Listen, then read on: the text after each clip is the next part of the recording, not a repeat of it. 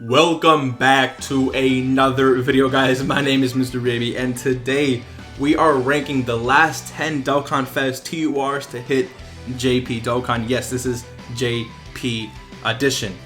These units that you see up here are the last 10 to actually hit. This is not the order I would actually put them in. We'll do that in just a second. I just want to say this is my opinion. If you guys disagree, let me know in the comment section below. Where would you put specific units? It's fine to disagree. We can have a conversation about it in the comment section below.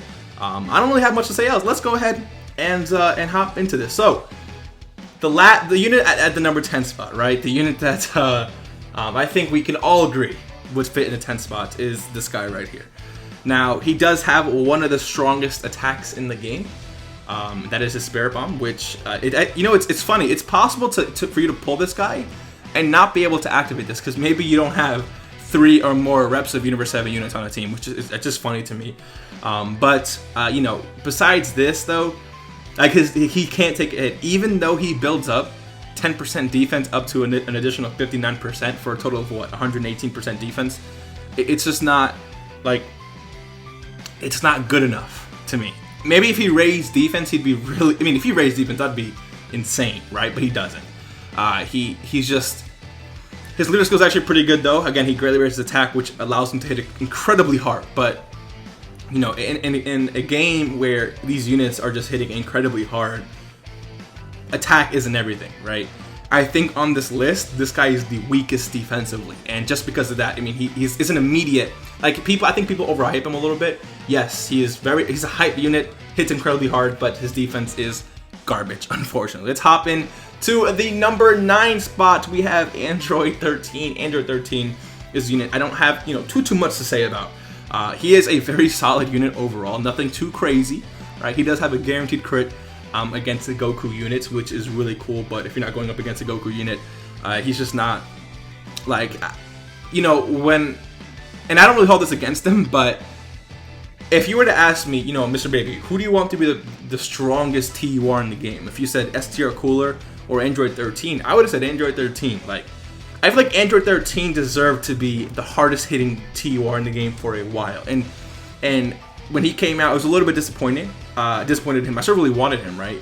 Because I guaranteed crit against Goku, which eventually we'll have a whole team that does that, which is going to be really cool to me. But anyways, so but I'm not really holding that against him. I'm just saying, right?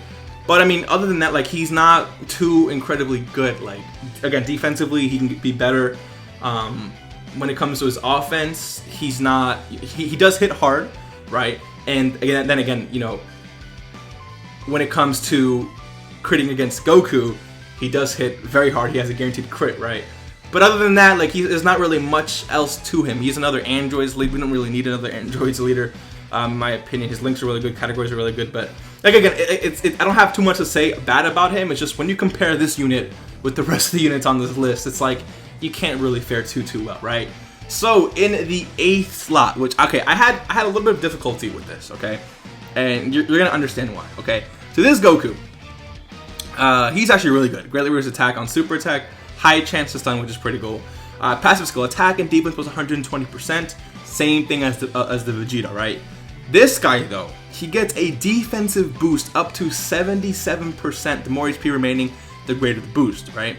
And because of this, I was really about to put him over Vegeta, right? But then I continued reading. He gets attack and defense plus 33% and chance to evade plus 33% with 3 more key spheres obtained, which is really solid, right? And then he gets attacks effective against all types, which is pretty good, with 6 key spheres obtained. So this guy, with 6 or more key spheres, let's just assume the best case scenario for this guy, right? If he were to actually, let's say turn 1, right? He were to get 6 or more key spheres, he'd have this buff from his passive, right? Then his defense would be up by 77%, right? Then an additional attack and defense plus 33%, a chance to dodge by 33%, and effective against all types, which is a lot for this Goku, right? He's very, very, very solid.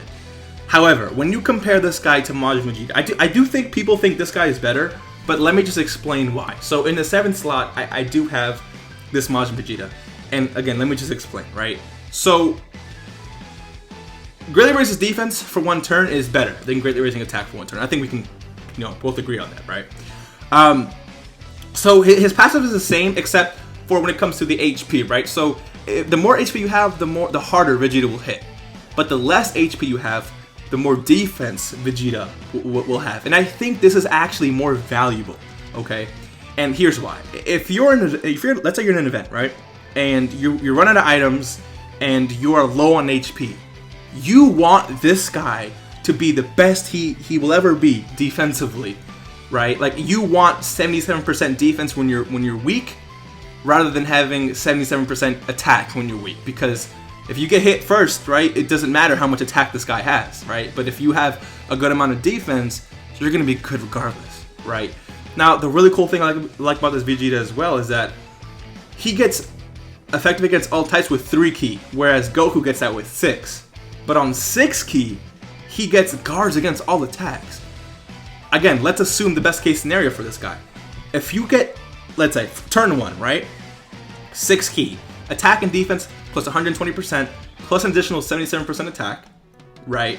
Then he is effective against all types and guards, and he's greatly reducing defense for 1 turn. I just think that's you're going to use that more. Like that's going to be more useful to you in longer events, especially if you're not like a whale where everything's just a breeze to you, right? I do think this Vegeta, especially like you run this guy with the S tier Majin Vegeta, getting 6 ki is no problem. He changes a lot of orbs into STR, right? Sure, you will have that case or two where you don't get 6 ki, but I feel like most of the time you will get 6 ki. When I run this guy alongside the S tier Majin Vegeta, I don't remember the last time I didn't get 6 ki with this guy, right? So this guy is really, really good because of that. So this is the unit I would actually put in the 7th slot. In the 6th slot, we have Super Saiyan 3 Gotenks. Now, Gotenks is a unit I'm not too fond of. In Super Saiyan 3, he is very solid, but I do have a lot of issues with him. First of all, special pose in youth, like garbage. Like, no one runs special pose, and I don't remember the last person who runs youth.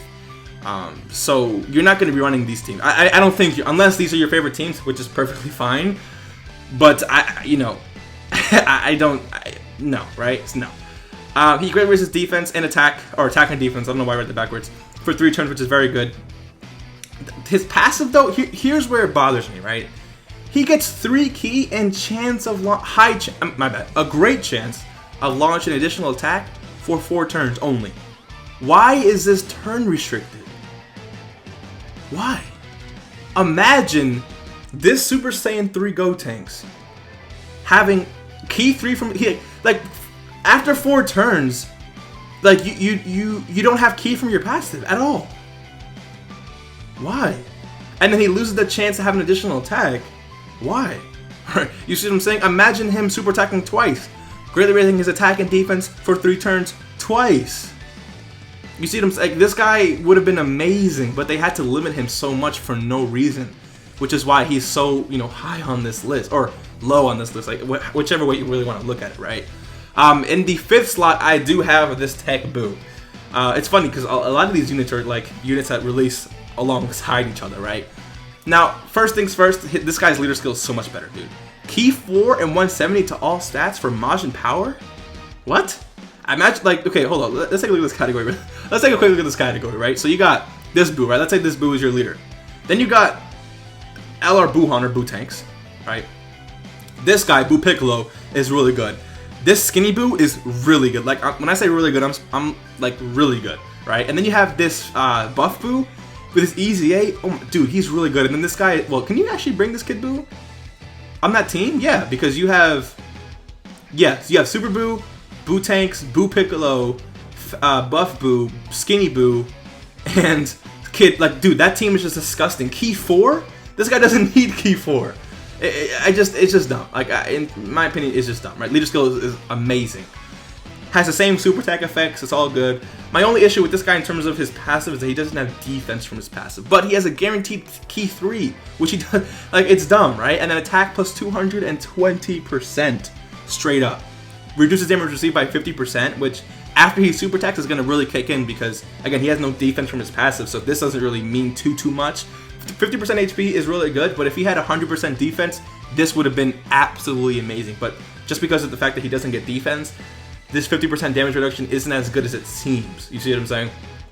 And then he has a chance to crit, which is also really solid as well. His links, you guys know, when it comes to Majin units, links are just amazing. A lot of HP regeneration, all that good stuff. And then categories are also really good. This Buu, when he's in this form, is going to be better than this Gotenks. But when we're talking about Super Saiyan Gotenks compared to Evil Buu, we have to give it to Super Saiyan Gotenks. That's obvious, right? But again, Super Saiyan 3 Gotenks versus Super Buu, Super Buu definitely does take the cake. So, in the 4th slot, we have this AGL Bardock. Now, AGL Bardock, when he's in his base form, he's like, the fact that he raises defense is super cool to me, right? Like, any unit who raises defense is just units I love, right? Like, they're going to be very solid. The issue I have with this guy, though, is he's not like, okay, so he is very good. I can't even take much away from him. That's the thing, right? Like, it's just the units ahead of him I just think are just a lot better, right? But attack was 180% and defense was 100%. This guy is top tier, right? Attacks effective against all types when attacking extreme class enemies, which is a good percentage of the game, right? So I love this ability right here. When you're facing Wicked Bloodline, it's a guaranteed crit. Really cool. And then like look at this whole passive. Key 3, chance of performing a critical hit and evading enemy super attack, including super attack, plus 18%, and reduces damage received by 18% for 5 turns from the start of turn. Like he just does a lot, which is also really cool. He also fits on a lot of categories. His links are actually pretty good, and his leader skills are also pretty good as well. Like I can't just poop on this guy. I can't say too much about him. He is very solid, but I think the last 3 units we have on this list are a bit better, and you can actually use, like, utility wise, just a little bit better, right? So let's move on to the unit in the 3rd slot. I think here is where people are going to just start disagreeing with me, and just let me explain my case, and then you can go ahead and comment whatever you want, right? This Beerus is amazing, really good. The fact that he raises attack and greatly lowers defense is really good. Defense was 100% at the start of turn is very solid. Then he gets attack plus 150% when performing a super attack. This is huge because this is not just attack plus 150% at the start of turn. This is an out of turn buff similar to like LR Broly or the new Majin Vegeta's active skill, where it's like 150% attack like added afterwards, right? So it's a little bit more than what it really seems to be here, which is why this is actually really cool, right? And then he gets attack and defense plus 70% within the same turn after receiving an attack.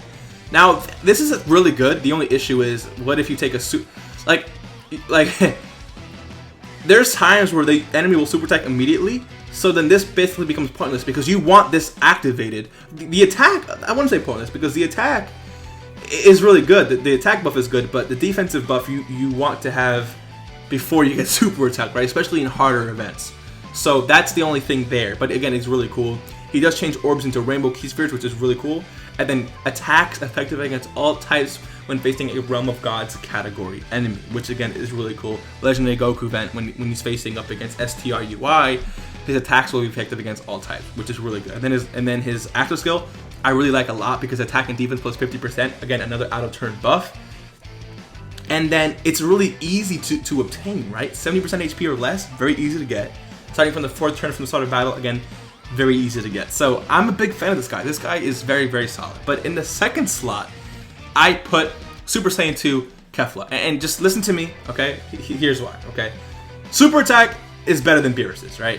She raises attack just like Beerus does, but she massively lowers defense, right? Whereas Beerus greatly lowers defense. So 50% doesn't really compare to, is it 70 or 80%? It's 80% for 3 turns. That's a lot, dude. Her super attack is a lot better. So if we're going to talk about where this can be, where an enemy can actually have their defensive lowered, we have to give it to Kefla, right? Kefla just does a better job at that. So Key 2 and defense plus 160% at the start of turn. Obviously, a lot better than Beerus is here at 100%. But again, Beerus does get attack and defense plus 70% after he's attacked, though, right? And again, sometimes, like, I've had cases where I get super attacked immediately with Beerus, and like, you want Beerus in the 1st slot, because if you have him in the 2nd slot, right, he's gonna get attacked after he attacks. So when he gets hit with that buff, after he gets hit, that buff that he gets is gonna be useless. It doesn't really matter. So this is an ability that you need in the 1st slot, right? And again, if you get super attacked, it's just bad, right? So not only there's gonna be cases where this defense plus 70% isn't gonna be good, But Kefla's start of turn defense is just a lot better, right? And then she gets attack, and attack was 160% when performing a super attack, which again is really, really high. A little bit higher than Beerus's, but again, Beerus does get that 70% attack. You know, so that's really cool. But Kefla here has a high chance of evading enemies' attack, including super attack.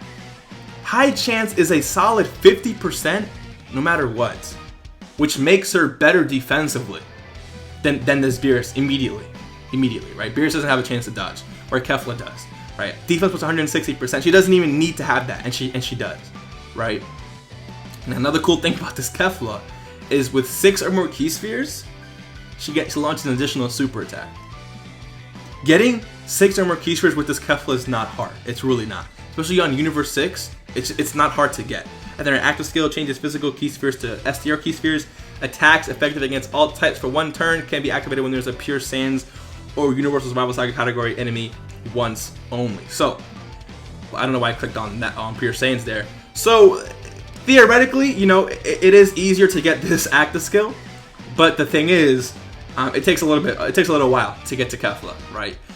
It's easier to activate his ability because after 4 turns you can have it, whereas you're gonna have to wait a little bit, especially, you know, if you're not meeting the exact transformation conditions, right? But I do that, like, overall, these, okay, look, Bardock, Beerus, Kefla, they're like very, like, they're there, right, on that same level of power. It's just, I do think Kefla is just a little bit better, and that's why I would put her at the 2 spot.